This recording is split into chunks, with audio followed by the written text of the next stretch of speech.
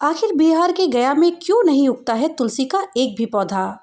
और क्यों ब्राह्मण कभी भी संतुष्ट नहीं होता है? फल्गु नदी सिर्फ नाम की ही नदी क्यों है? और कौवा हमेशा लड़ झगड़ कर ही खा पाता है? कौवा, तुलसी, ब्राह्मण और गाय को माता सीता ने क्यों श्राप दिया था? इसके बारे में कुछ ही लोग जानते होंगे। तो चलिए दोस्तों, आज हम इसके बारे में विस्तार से जानते हैं। वाल्मीकि रामायण के अनुसार भगवान राम और लक्ष्मण के वनवास जाने के बाद अयोध्या नरेश राजा दशरथ उनके वियोग का दर्द झेल नहीं सके। राम लक्ष्मण के वनवास जाने के कुछ ही समय के बाद उनकी मृत्यु हो गई। पिता की मृत्यु की खबर से राम और लक्ष्मण दोनों को गहरी ठेस पहुंची। ऐसे में दोनों भाइयों ने जंगल में ही पिता का श्राद्ध पिंडदान करने का फैसला ले लिया। भगवान राम, लक्ष्मण और माता सीता पितृपक्ष में श्राद्ध करने के लिए बिहार के गया धाम पहुंचे। वहां ब्राह्मण ने भगवान श्री राम और लक्ष्मण को श्राद्ध कर्म के लिए आवश्यक सामग्री जुटाने के लिए कह दिया।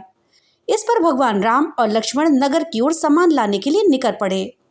ब्राह्मण देव ने माता सीता से आग्रह किया कि पिंडदान का समय निकलता जा रहा है।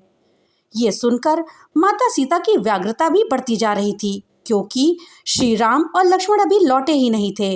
इसी दौरान दशरथ जी की आत्मा ने उन्हें आभास कराया कि पिंडदान का वक्त तो बीता जा रहा है। ये जानकर माता सीता असमंजस में पड़ गईं। तब माता सीता ने समय के महत्व को समझते हुए ये एक निर्णय लिया कि वो स्वयं अपने ससुर दशरथ जी का पिंडदान करेंगी। उन्होंने फल्गु नदी के साथ साथ वटवृक्ष, कौवा, तुलसी, ब्राह्मण और गाय को साक्षी मानकर स्वर्गीय राजा दशरथ का पिंडदान विधि विधान के साथ कर दिया। इस क्रिया के उपरांत जैसे ही उन्होंने हाथ जोड़कर प्रार्थना की तो राजा दशरथ ने माता सीता का पिंडदान स्वीकार कर लिया। माता सीता इस बात से प्रफुल्लित हुई कि उनकी पूजा दशरथ जी ने स्वीकार कर ली है। इसके बाद उनके मन में संशय भी हुआ कि प्रभु राम इस बात को नहीं मानेंगे, क्योंकि पिंडदान पुत्र के बिना नहीं हो सकता। थोड़ी ही देर के बाद भगवान राम और लक्ष्मण सामग्री लेकर के आए और पिंडदान के विषय में पूछने लगे। तब माता सीता ने कहा कि समय निकल जाने के कारण उन्होंने स्वयं ही पिंडदान कर दिया है। प्रभु राम को इस बात का विश्वास ही नहीं हो रहा था कि बिना पुत्र और बिना सामग्री के पिंडदान आखिर संपन्न और स्वीकार कैसे हो सकता है।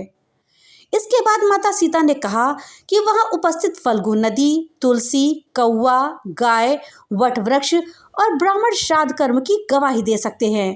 भगवान राम ने जब इन सबसे पिंडदान किए जाने की बात सच है या नहीं ये बात पूछी, तब फल्गु नदी, गाय, कौवा, तुलसी और ब्राह्मण इन सभी ने प्रभु राम का क्रोध देखकर झूठ बोल दिया कि माता सीता ने तो कोई पिंडदान ही नहीं किया। वटवृक्ष ने सत्य कह दिया कि माता सीता ने सबको साक्षी मानकर विधि पूर्वक राजा दशरथ का पिंडदान किया है। पांचों साक्षी के झूठ बोलने पर माता सीता ने क्रोधित होकर उन्हें आजीवन श्राप दे दिया। फल्गु नदी को उन्होंने श्राप दिया कि वो सिर्फ नाम की ही नदी रह जाएंगी, उनमें तनिक भी पानी नहीं रहेगा। इसी कारण से फल्गु नदी आज भी गया में सूखी है। गाय को श्राप दिया कि गाय पूजनीय होकर भी सिर्फ उसके पिछले हिस्से की ही पूजा की जाएगी और गाय को खाने के लिए दर बदर ही भटकना पड़ेगा। आज भी हिंदू धर्म में गाय के सिर्फ पिछले हिस्से की ही पूजा की जाती है। माता सीता ने ब्राह्मण को कभी भी संतुष्ट ना होने और कितना भी मिले उसकी दरिद्रता हमेशा बनी रहेगी इस बात का श्राप दिया।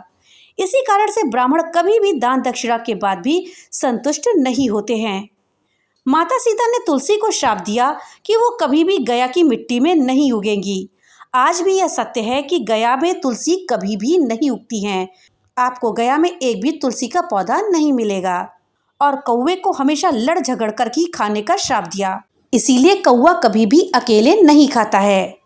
माता सीता ने जहां इन पांचों को श्राप दिया, वहीं सच बोलने वाले वटवृक्ष को आशीर्वाद भी दिया कि उसे लंबी आयु प्राप्त होगी, वो दूसरों को छाया प्रदान करेगा। पतिव्रता स्त्री उसका स्मरण करके अपने पति की दीर्घायु के लिए प्रार्थना करेंगी। तो दोस्तों, यही वो कारण है जिसके कारण से गया में कभी भी तुलसी नहीं उगती है और वट वृक्ष की पूजा की जाती है, उसे अक्षय वट कहा जाता है। और पृथ्वी पर मौजूद ये 5 लोग माता सीता का दिया हुआ श्राप भोग रहे हैं। दोस्तों, वीडियो अगर अच्छी लगी हो तो लाइक और ज़्यादा से ज़्यादा शेयर करिएगा। और हाँ, अगर चैनल पे नए आए हैं तो चैनल को सब्सक्राइब करना मत भूलिएगा और अपने विचार हमें कमेंट बॉक्स में लिख करके ज़रूर बताइएगा। तो मिलते हैं अगली नई वीडियो के साथ, तब तक के लिए राधे राधे।